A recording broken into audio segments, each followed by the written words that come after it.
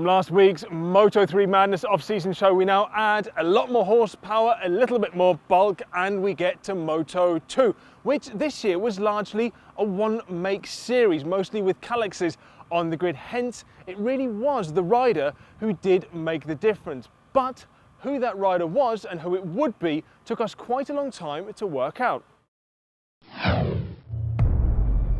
As the lights came on in Qatar, there was of course the obvious choice.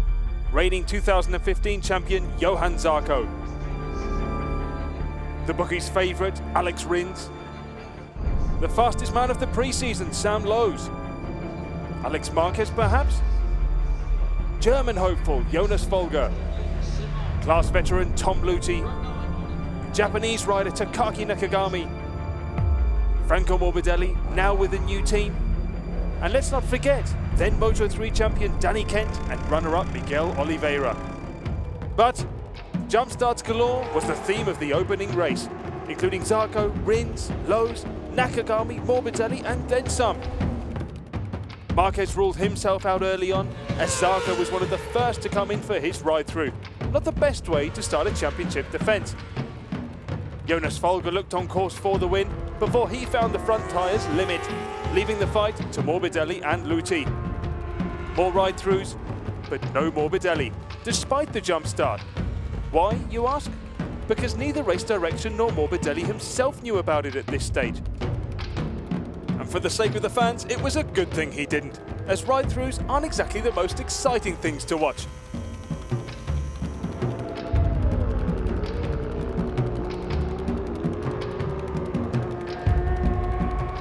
In the battle behind, little did they know they weren't just fighting for third, as Simone Corsi, Louis Salom and Sandro Cortese went toe-to-toe, just as Luthi and Morbidelli did right until the finish line.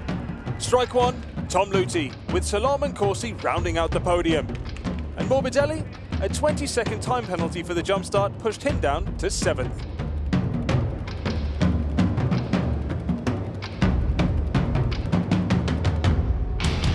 For the jump starters, Argentina couldn't come soon enough. A damp track from earlier rain didn't stop a group of 4 breaking away at the front in a bid to get their 2016 season off to a better start. Sam Lowes may have started best, but Zarco and Folger had other ideas. Though Lowes isn't exactly the type to hold back. Zarco came first, and then it was Folger's turn. The Brit was back in the lead. So Lowes on the charge, and Folger under attack. Wary of the Gresini rider escaping at the front, Zarco decided it was time to demote the German to third, which also gave Morbidelli some ideas.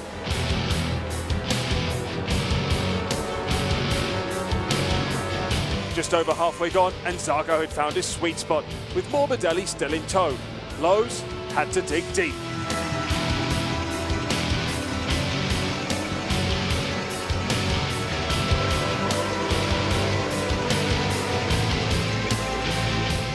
And that he certainly did. First spot was too far gone, but second was certainly still up for grabs. Though a damp patch in turn 1 would decide that particular battle. Win number 1 for Frenchman Zarco, with Lowes, Folger and Rins in tow.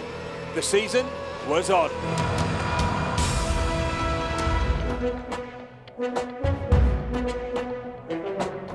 Off to Texas, and we were set for another duel of the Moto2 elite. This time, led by Alex Rins from pole position.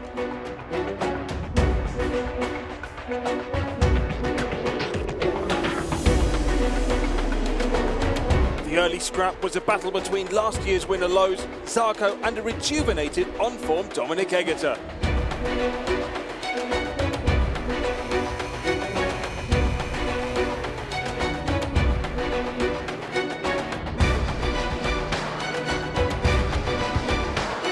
Rins, on the other hand, was riding off into the sunset without a care. Cool, calm, precision, around the very technical circuit of the Americas. The real action was for those final podium slots, with Tom Luthi deciding it was time to get involved. 4 laps later, he'd found Zarco and Egerter. But Egerter wouldn't be able to hang on, as Takaki Nakagami gave us a look at what he might be capable of. Yet he wasn't the only one on the charge, with Simone Corsi also making headway. One more for Nakagami, And then it was all over, thanks to a somewhat overzealous Corsi. Someone who may have been overzealous on the rear tyre was Tom Luthi, who after his early charge was dropping back into the jaws of Egerter, Folger, then Corsi. Though none of those had an answer to the superb Alex Rins, who took his first win of 2016 ahead of Lowe's and Zarco.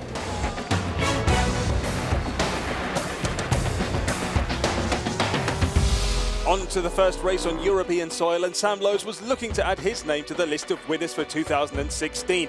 And pole position was certainly a good starting point. But he didn't quite get the kind of getaway he was hoping for, as Jonas Folger got the whole shot and threatened to pull out the type of lead he had in Qatar in the first race.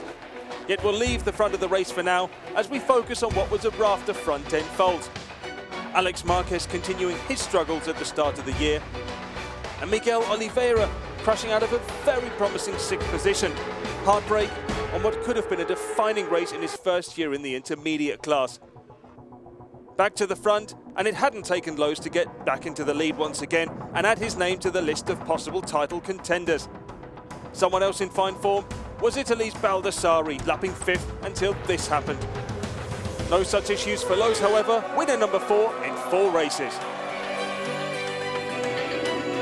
2 weeks later, and the Moto2 engines were screaming their way off the grid at the iconic Le Mans circuit. A good start from Luthi, an even better one for Morbidelli, making up 3 spaces before the Dunlop chicane. This initial burst of pace, though, was not to last. The first to pounce, Austin race winner Alex Rins. Next up, Simone Corsi. Would Morbidelli be able to respond? Not if his compatriot Baldassarri had anything to do with it. Whilst one was dropping back, the other was on a roll. Only 7 laps in, and Rins demoted Luthi to 2nd. Yet the Swiss rider's misery didn't stop there. The Italian duo of Corsi, followed shortly by Baldassarri, sensed that Luthi was having an off lap and made their intentions for the podium very clear. Luthi, however, managed to regroup and get back at least 1. Whilst further back down the grid, the local boy was not really having the kind of day he would have hoped for. A crash for Zarco out of 8th place was starting to place doubts as to whether this was a title he'd be able to defend. And there was also heartbreak for Baldassarri at the end, as he threw away what could have been an impressive 4th place.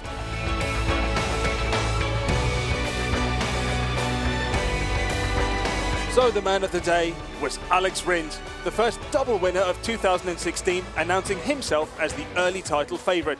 But just how long would that last? Perhaps Mugello would throw up a surprise. Could its open and flowing nature bring out the best in someone who we hadn't yet seen on the podium? Perhaps give us winner number 5.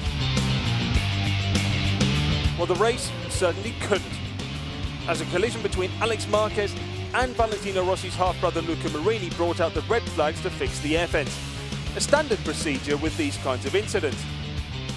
What happened next wasn't standard. It was the first time the so-called quick restart procedure was to be tried out. But with misunderstandings and miscommunication came chaos. Some bikes had left pit lane too late and were sent from the grid to start from pit lane. Then pit lane got too crowded, so the whole grid was sent back to the box. The commotion came to an end eventually, and we were good to go. Lowes from pole again, but not a good start second time round.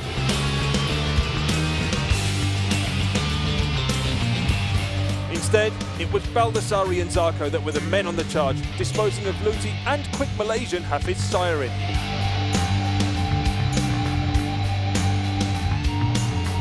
The battle at the front was Italy versus France, and 2 laps from the end, Italy was in the lead, much to the delight of the local fans. Yet there was a reason Zarco won the championship the year before. Sam Lowes managed to salvage a podium after his tricky start, though the man of the day was Johann Zarco. But all of a sudden, the championship didn't matter anymore. Qatar podium finisher Louis Salom lost his life in a crash on the Friday in Catalonia, and the paddock was in mourning. Salom's family insisted the race go ahead, and his colleagues did all they could to put on a show to commemorate their fallen comrade.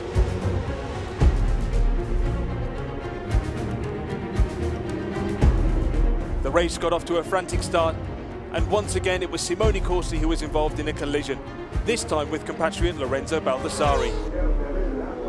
One rider who had made a step up after a tricky start to the year was Alex Marquez, who was looking in fine form. Yet old habits kicked in and he pushed just a little bit too far past his limit. At the front, every rider wanted to win in honour of Louis Salom, as Zarco continued his fine form by taking the lead with 6 laps to go. Nakagami then did the same to Luthi, who would also slip into the jaws of Sire-In. So the type of race one might want, but certainly not the race weekend one would want.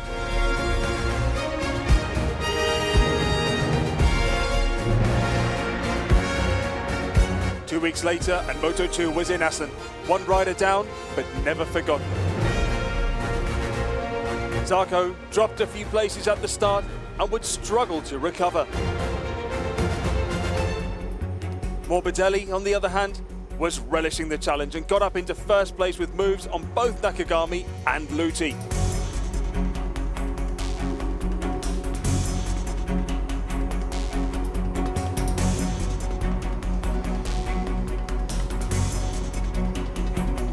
The Japanese charger, however, didn't take too kindly to this, as he first got past the Swiss veteran and then proceeded to hunt down the Italian race leader, who soon came under further pressure.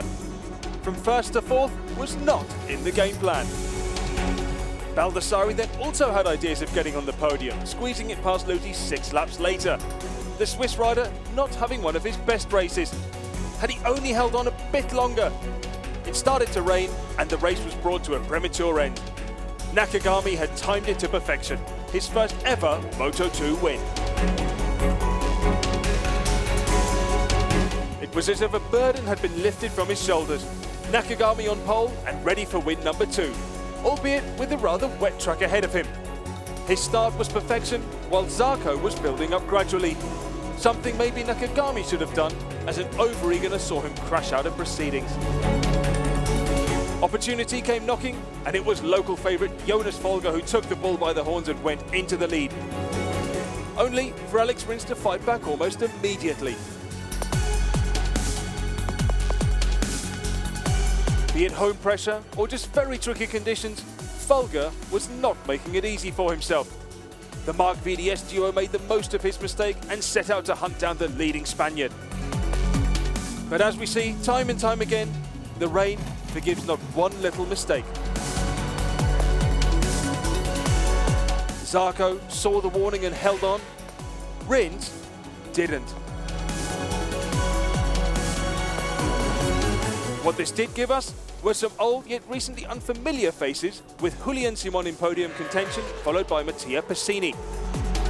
There would only be space for one, however, as Folger attempted a last corner lunge on Zarco. Good idea, but not enough drive to the line. Zarco had made his mark before the summer break.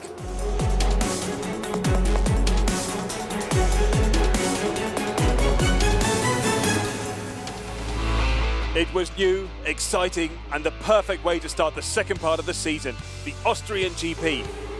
And if the second part was all about trying to stop Zarco in his tracks, there were plenty of riders willing to try. Marcel Schrotter being one of them, the German looking particularly comfortable at the undulating Red Bull Ring. Another hard charger was Sam Lowes, who found the limit of his Kalex on lap 3.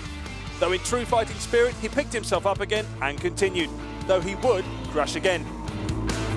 Not in a position to get back on was Jonas Folger, who got his braking just fractionally wrong. At the front, there was a theme emerging. With half the race done, half the fuel used, and the bike a little lighter, Zarco would pounce. The Frenchman was in the lead. Along for the ride was Qatar winner Tom Luthi, though Zarco was looking strong at the front and not in the mood for trouble. The kind of trouble Luthi had to deal with in the final few corners of the race, as first Morbidelli, then Rins pushed him off the podium. A podium which saw one backflipping Zarco in a somewhat different set of leathers. Just 4 hours drive northeast in Brno and the weather was not playing along. Folger and Rins were dominant up front, while Sam Lowes was determined to get involved in the championship battle and into podium contention. A podium that would be more important than others, as points leader Zarco was lapping down in 16th. Further afield, and it was a case of deja vu for Nakagami, barged off track by an overeager Simone Corsi. Someone else who would rue a crash, German Sandro Cortese, who was lapping in an impressive 5th at the time. But the man who reigned in the rain, however, would be Folger from Rins and Lowes, with Mattia Bassini and Alex Marquez picking up some valuable points. For some riders, their home race is almost as important as the championship itself. One such rider is Sam Lowes, on pole, whilst Alex Rins had just made his championship a lot more difficult with a shoulder injury that would see him 20th on the grid. The early battle was one of the Marc BDS riders, with Morbidelli not wanting to lose to his teammate Marquez. Though the duo would soon be under pressure from Tom Luthi. Folger was the first to give, and only 2 laps later, Luthi was leading the British GP. Not the news Sam Lowes was hoping for, as Morbidelli relegated him to 4th, though not for long. He made up positions, only to then be on the receiving end of this.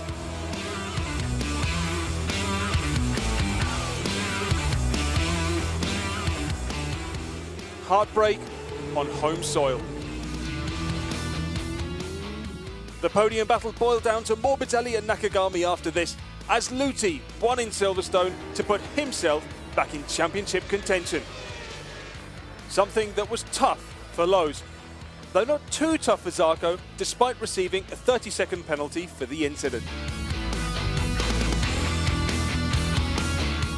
A penalty which certainly didn't slow him down, as he put it on pole in Misano. But that would be the furthest up we'd see the Frenchman throughout. Local boy Morbidelli was on great form as he took the lead on lap 4, whilst Alex Rins was extremely impressive considering he was still suffering from injury. Yet the pace was hot and Morbidelli could only hold on for so long. Baldassari, Luthi and Lowes all on the charge. An opportunity especially for Lowes to get back in the championship fight.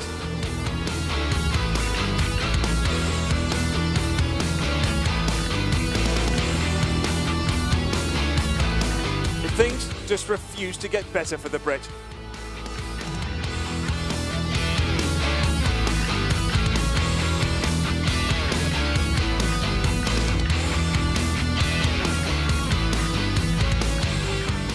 So the win had to be fought out between Baldassari and Rins, with the local boy thriving off the home fan support to win his first ever World Championship race. Not forgetting Takaki Nakagami, of course, his second Misano podium in a row.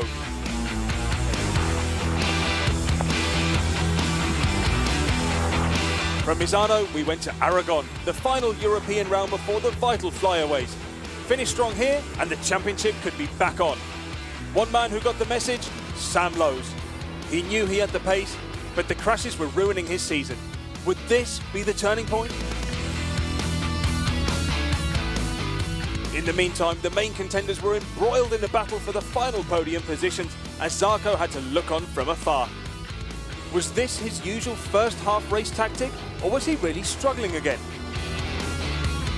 Two men that weren't struggling were Morbidelli and Luthi, both embroiled in a fight for a spot alongside Lowes, while Zarco was only steadily picking off some of the competition. Last race winner Baldassari couldn't repeat his feat again, though he did choose the same sparring partner. A sparring partner who would have been upset not to be involved, as an impressive Alex Marquez had the best race of his year to fend off teammate Morbidelli in the final turn to get his first ever second place in Moto2. Behind the man on a fight back, Sam Lowes.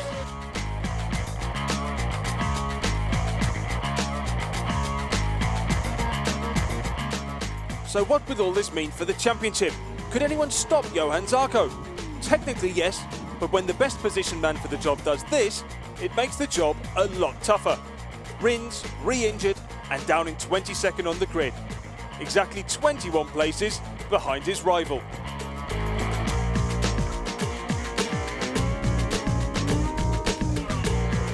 Yet Rins got away well, was making up places, but was then too ambitious, seeing the championship just run away. But there was always Sam Lowes, though only for a lap longer. Zarco's opponents were dropping like flies. So a win wasn't a must for the Frenchman, which was probably a good thing for him considering the form Tom Lüthi was on. Though Zarco didn't rest on his laurels and fought up to second, whilst Morbidelli was trying to break Japanese hearts by demoting Nakagami. Nakagami, strike one.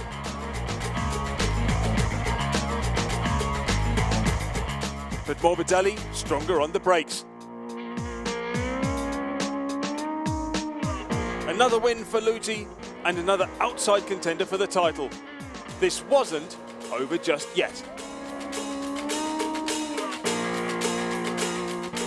Zarco the man in control, Lüthi the man on a roll. As was a certain Mattia Pessini, who brought out his best side at a sunny yet rather chilly Phillip Island. Anticipation was right. Could anyone bounce back from their Motegi woes? One answer we got very early on. Sam Lowes, once again, out too soon.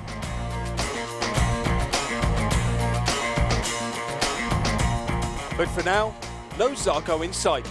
Just a very fast Italian called Franco Morbidelli, followed by an equally fast compatriot in Pessini, both relegating Tom Lüthi down to third. But the man that conquered Motegi was in a similar mood in Australia and had soon recovered. So one challenger on the charge, whilst the main challenger did this. Down and out. A disaster for Alex Rins. Mattia Pessini suffered a similar fate with only a few laps left. Yet his compatriot was flying the Tricolore flag strong and looked to be on for his first ever Moto2 win.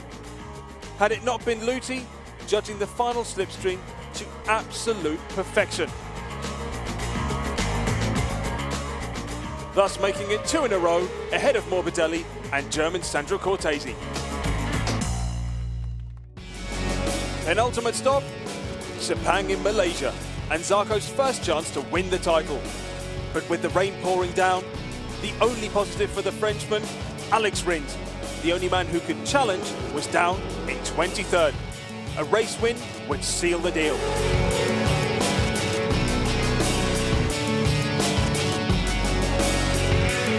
The crashes came early on, with Axel Pons the first on the floor despite looking good all weekend. And yes, once again, Lowes compounding his triple-header misery. Zarco looked methodical. First Folger, then Morbidelli. He could see that world champion trophy. So the fight was for second. Folger had the pace and made it stick. But if the wet has taught us anything, don't relax. Morbidelli in second and a consolatory podium for the German. But the man of the day, the man of the year, Johann Zarco. The first man ever to defend the Moto2 crown and the first ever Frenchman to win 2 world titles.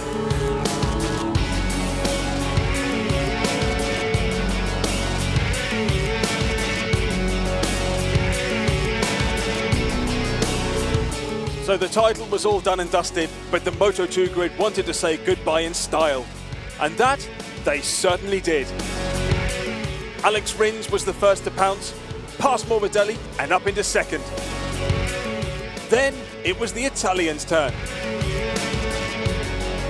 Tom Lüthi, the form man of the second half, wanted one last swan song as well. Yet the battle galore, the best we had seen all year, would be Italy versus France. Morbidelli versus Zarco. Enjoy.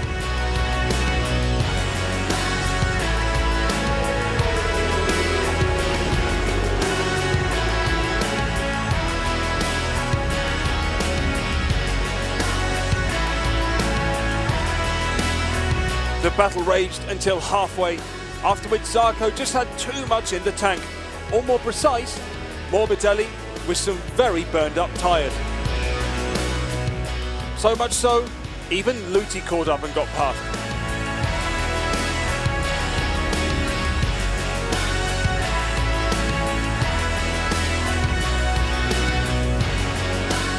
though all could, however, just look on as the world champion showed the world once again why that trophy is his.